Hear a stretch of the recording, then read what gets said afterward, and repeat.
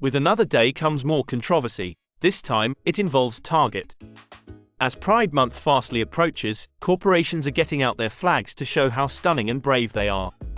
They pander yearly. By this point, most people believe this is all performative.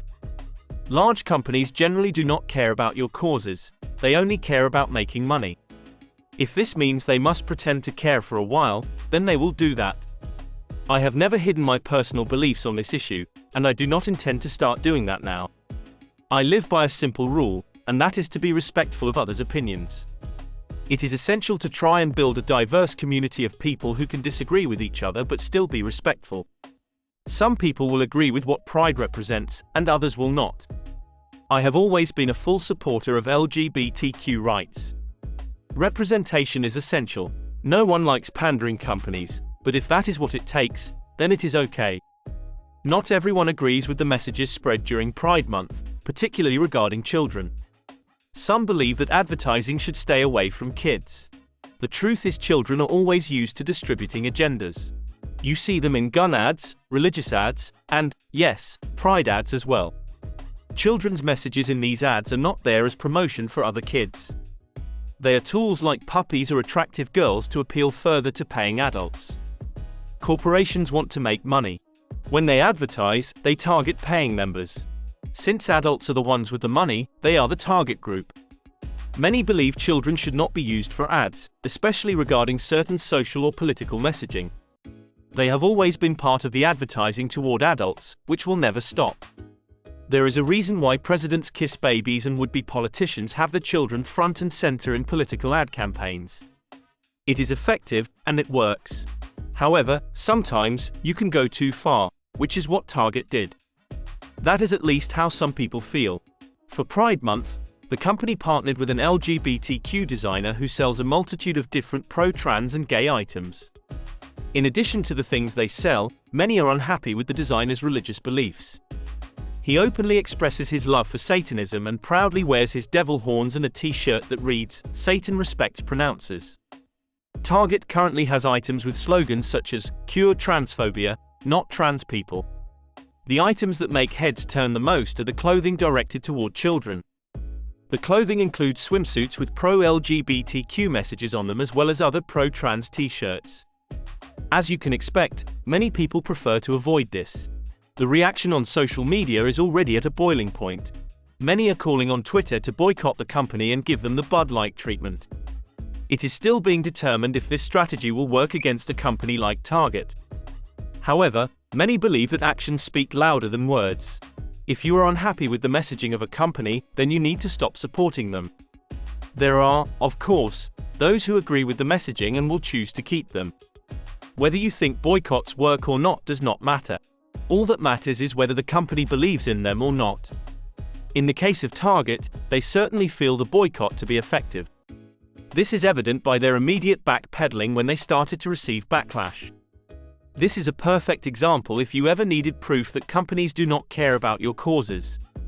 They would not have backtracked if they genuinely believed in the Pride message. Target did show that they only pandered because they thought it would be profitable. The company shut the whole thing down when they realized there was none. The Target CEO recently made a big speech about their belief in inclusiveness. However, after receiving backlash, they shared a slightly different message. This message included them saying they decided to remove some more controversial items. Target is defending its decision to backtrack by stating that it is due to safety reasons. They allegedly had an emergency meeting to discuss how employees could keep themselves safe. No matter how you view it, this campaign is a massive disaster for the company. It is not surprising, though. We see it happen all the time. You pander to one side, and you end up angering everyone. It never works. One side is angry at them for making this campaign, and the other is angry at them for backtracking. Ultimately, it is best to stay away from any political messaging. You might think you want this negative publicity, but you don't. Anger might sell in the news and social media, but it does not work for businesses selling goods. You are better off leaving the pandering to CNN and late-night comedy shows. There is a critical message that people still need to learn. No one cares about your political or social beliefs, and they only start caring when you start sharing. However, this care is not due to concern or agreement. People want to avoid being told what to believe or think. You might have the right to share your beliefs, but others can disagree with you. People will push back against you the more you share, and I can say this out of personal experience. The more you share, the more people will resist. No one wants to be preached to, unless you are in a church. Why do companies think choosing sides and alienating your base is a good idea? I do not know. Of course, as always, you also have the other side of the argument. Many do not agree that a simple LGBTQ message should be divisive. You can sell shirts with guns, religion, and other messaging. Why can't you sell an item that includes gay and trans people? Advertising to gay people does not exclude you, it just contains others. If you disagree with the message, then it is okay. However, these items deserve to exist. You can choose not to buy them and instead go somewhere else. That said, this is precisely what many people choose to do.